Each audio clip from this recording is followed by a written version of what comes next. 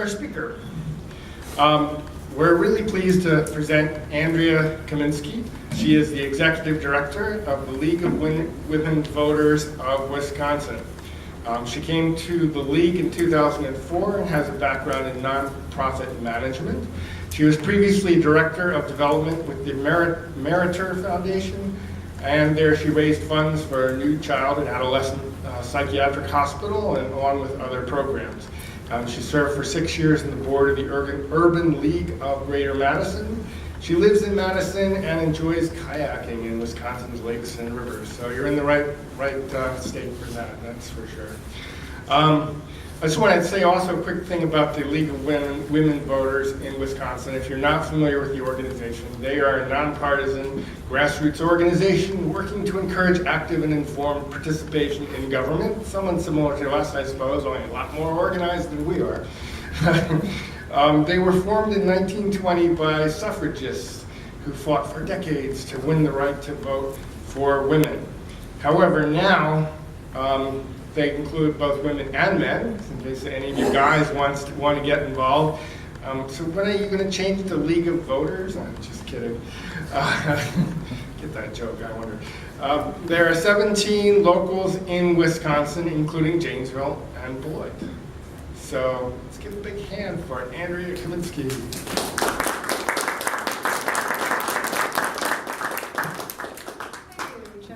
Introduction. Is this about right? That's good.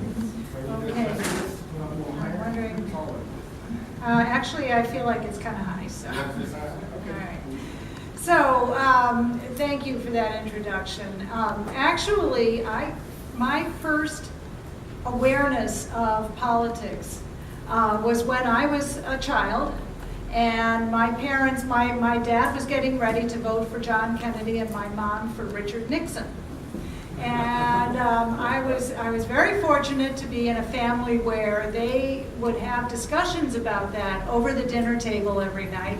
And I didn't know what they were talking about much of the time, but I could see that it was civil and respectful.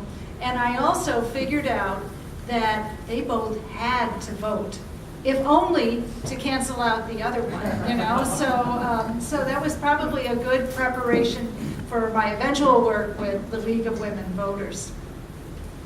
Marian Wright Edelman said that democracy is not a spectator sport. And that's right, it takes active and informed participation in government to have a good government. And for us to have a government that's going to respond to us, we need to do some input. And as Chuck explained, that's actually the mission of the League of Women Voters, to advocate for active and informed participation in government. The League indeed was founded by the women suffragists in 1920 after a 75-year struggle to gain the right to vote for women. And one of the first positions that the League took was that voting is a fundamental citizen right which must be guaranteed. In today's time, where we're so polarized in Wisconsin, when I hear people saying that the League is siding with the Democrats, I think, wait a minute, no, we've had this position since 1920, since before the parties as we know them today. So don't tell us that that's a Democratic position, because it ain't. And the League was formed to educate the 20 million new voters who were enfranchised in 1920, and help them to be to come to the polls armed with information, and also to advocate for positions that are important to women. And everything really everything our leagues do supports that mission of advocating for informed and active participation. So the Janesville League is a fantastic example of a league that does candidate forums, voter registration, and issue forums. They bring in speakers to inform the public while they're informing themselves. And that is happening all over the state and all over the country, as a matter of fact. And you can be sure when you come to a league candidate forum, or when you look at our Vote 411 voter guide, you can go online. Vote411.org has lots of information about voting in Wisconsin, and if you type in your address, you can get you can see who's on your ballot and read their answers to our policy questions. So do that, and you can bet that when you participate in a league program of some sort, that the league never endorses or opposes any political candidate or party. And that has always been true and always will be, or we wouldn't be the league. But we do take positions on issues. And we do that after our members have had the opportunity to choose what policy issues they want to work on, to study the issue from various perspectives, and to come to agreement on what position in this area can we agree upon. What can we agree upon? And then when we have positions, and we do this at the local, state, national levels, and when we agree upon a position, we adopt it and we advocate vigorously for it. And sometimes our positions tend to line up with one party or another. But I can tell you that over the decades, it has gone back and forth as the parties themselves have moved. One example is healthcare. The league in about 1990 adopted a position nationally in favor of universal single-payer health care. And we can't help it that, like, almost 20 years later, one of the parties came around almost to our position. But we certainly didn't derive our position from one of the parties. We had it. And then when the Affordable Care Act came up, we saw that as about as close as we were going to get at that time, and so we supported it. Another one is redistricting. In Wisconsin, the league has had a state position since the 1970s, favoring having the district maps drawn by an independent, nonpartisan agency or commission. And so we've had that position since the 1970s. Right now, that is lining up with the Democrats.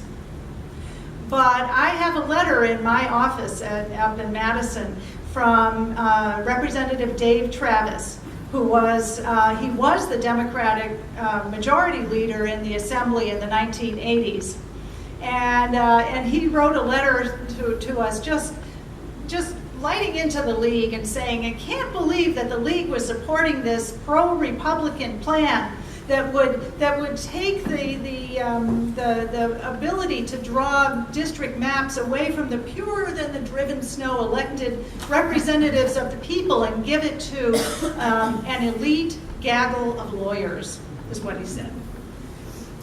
So that's what the Republicans are saying now, but he was the Democratic majority leader. Our position didn't change. Our position has been the same all the way through. What changed was the party in power. So anyway, we have positions in many areas. Certainly the issues like voting and elections and redistricting and campaign finance, those are kind of core positions for us, core areas for the league. But our members, we've been around for, 95 years, 94 years, and they've had time to study a lot of areas in policy. And so we have positions in natural resources and in social policy. We've updated our position on how to protect water quality and quantity in our state, and we've done a study of state energy policy, we've looked into lending policy, and so we have a lot of positions that that our members are very interested in and are active on. So, but tonight's topic is voter ID and November election. So I'll talk about the voter ID. And we've always believed that strict voter ID laws are unneeded and unfair. They're a solution in search of a problem. And I do say strict because there are voter ID laws and there are voter ID laws. And some are just a way to, to ensure that, in fact, that I am the person I say I am when I go to vote.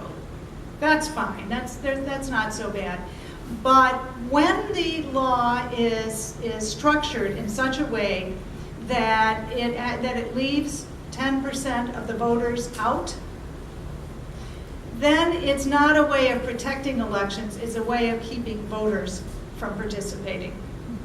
And in Wisconsin, when our voter ID law was passed in 2011, it was the strictest in the nation in terms of the number of and types of ID that were acceptable. And the fact that it didn't even, that some of the laws, like Indiana's law, if you really don't have an ID, you can go and sign an affidavit that says, I don't have an ID, but I swear I am the person I say I am. And I'm doing that knowing that if I'm lying when I sign that, I'm committing a felony. In Wisconsin, that kind of felony is punishable by up to 3 years in jail, excuse me, and $10,000 in fines. And as Chuck said, why would somebody risk all of that? As important as we all know every vote counts, why would you risk all of that for one vote? You'd have to be crazy. We know that in Wisconsin, 2 independent studies have found that approximately 300,000 currently registered voters don't have a Wisconsin driver's license or ID card. That's about, in a big election, about 3 million people vote in Wisconsin, so that's about 10% of our active voters. So why did they make a law that leaves 10% of the people out?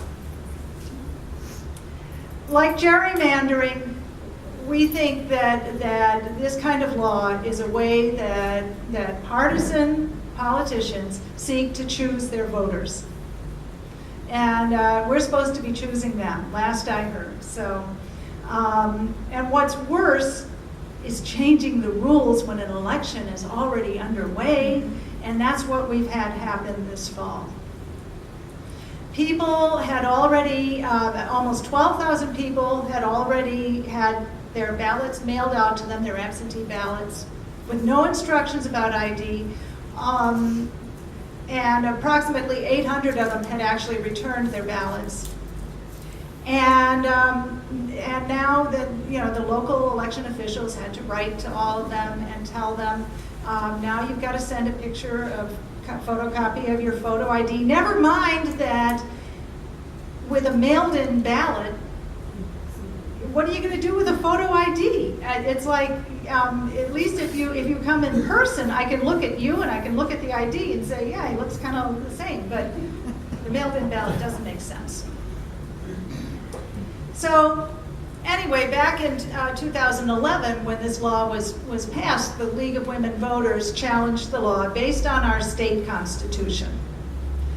Our state constitution, we thought it was pretty clear, says that in Article 3 that the legislature doesn't have the authority to add an additional qualification upon voters. If you are qualified to vote, you're at least 18, a resident of the state, a U.S. citizen. You can't be disqualified, except they did say there were two two classes that could be disqualified, but that didn't even have to be. One was felons who are still on papers, and the other was people who've been adjudicated to be incompetent.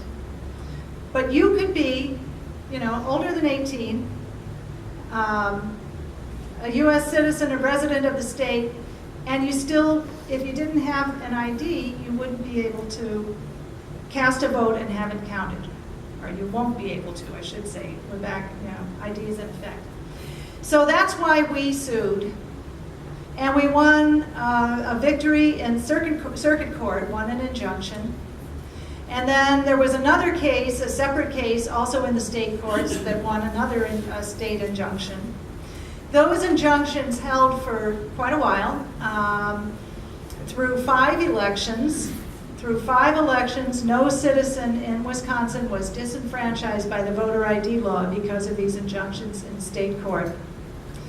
But those cases found their way to the state Supreme Court, and then we had a different outcome, unfortunately.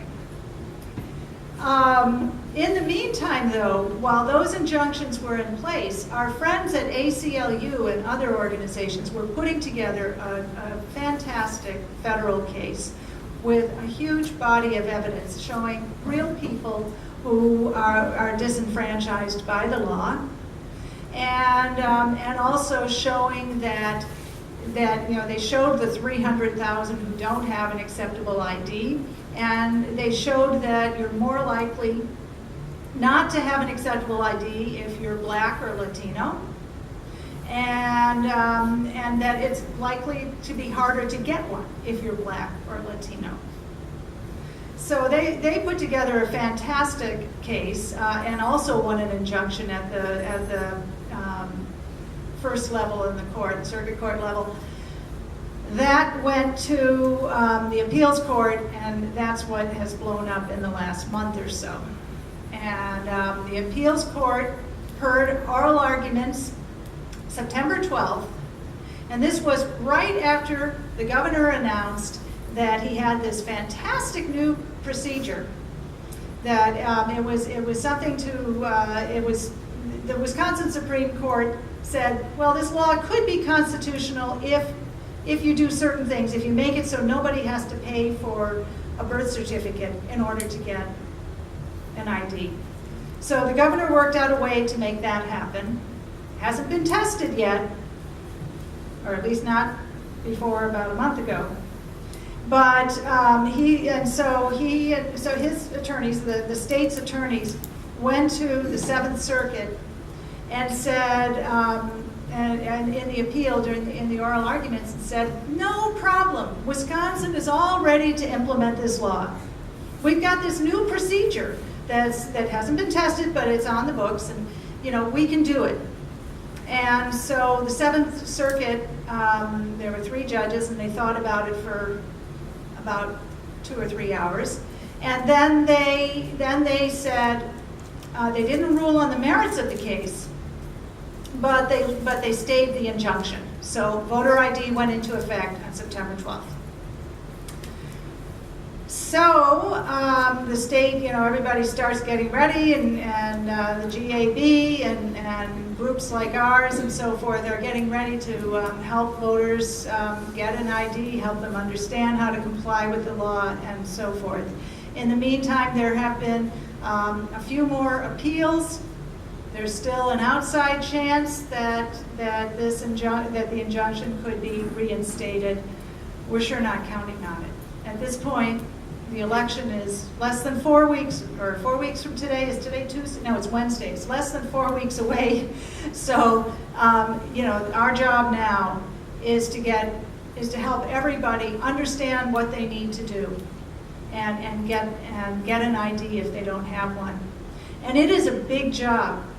The latest Marquette University poll, which was done after that September 12th ruling. The ruling just took place, news about it, oh, you need voter ID, blah, blah, blah. Yet 1 in 5 registered voters said that they actually thought that you don't need ID to vote in Wisconsin. It wasn't that they didn't know about it, they thought you don't need it. So the public education job is huge right now. It is quite a challenge, and that's where it's really going to be helpful to have everybody, think about your relatives, think about your friends, think about people you know who may be in a more rural area or further north, and they're not bombarded with the news around here. They might be up in Superior or something like that, where they get most of their news out of the Twin Cities. They don't necessarily get a lot of Wisconsin news. And let them know that they will need an ID in this election.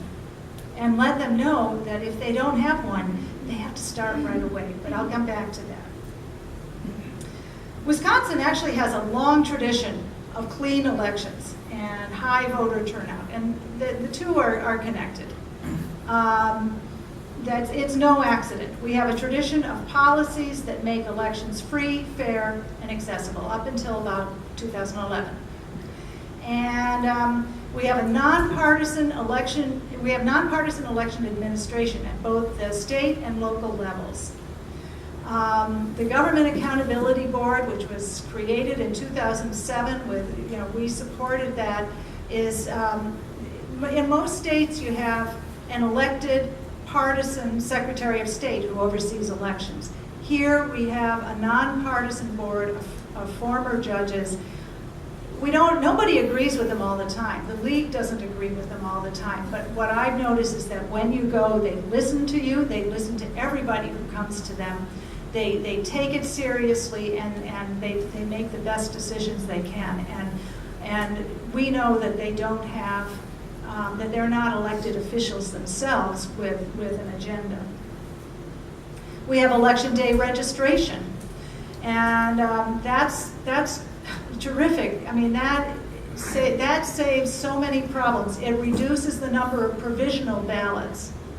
If you go to vote on election day in another state and you're sure you're registered, but for some reason your name isn't on that list, you will be given a provisional ballot. And the short definition of a provisional ballot is it's a ballot that probably won't be counted. Because what you have to do then is prove that you are qualified, or on November 4th you will have to, if you go without an ID, they'll give you a provisional ballot, and you will have to provide your ID to your clerk. You have to go to your clerk's office, either come back to the poll that day or go to the clerk's office by 4 p.m. on the Friday after the election and bring your ID. A lot of people won't do that. I mean, nationally, the percentage of provisional ballots that gets counted is around 10-12%. And provisional ballots are those ballots in a close election when there's a recount or whatever. It's those provisional ballots that lead to the challenges that you see, the legal challenges, and that drag on forever. So in Wisconsin, because we have election day registration, if there's some problem with your registration, you just walk over to that other table and you re-register. And then you're registered. And so in Wisconsin, there are like 10 or 20 provisional ballots given statewide in a big election. In other states, it may be thousands. So those are, it's really good that we haven't had provisional ballots. That may change.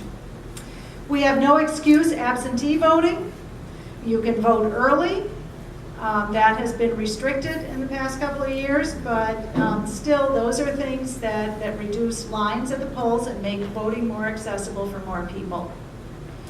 We you don't have to declare a party when you register. Transparency, our elections, our polling places are covered by the open meetings law. And so pretty much anybody can go and observe an election. And the league is actually recruiting election observers. I have some of these forms over there, and I hope you'll consider doing this. I'll talk more about it in a couple minutes. But so we have, and with all these great things, we have usually the second highest turnout in the country. For some reason, Minnesota always beats us out. But we have high ratings, and our elections are lauded in the national ratings. So you wonder, you know, we have these great elections, they're clean, they haven't found many problems with them, and we turn out in good numbers. What have we done to deserve voter suppression? And I would say we have done nothing. That there must be, you know, that we have done nothing to deserve that. And I think we all would agree that in order to have a fair election, you have to have an orderly process.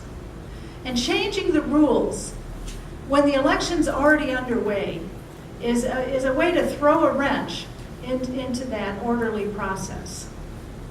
Election preparations, you know, administering an election is never a small job, but it's never simple.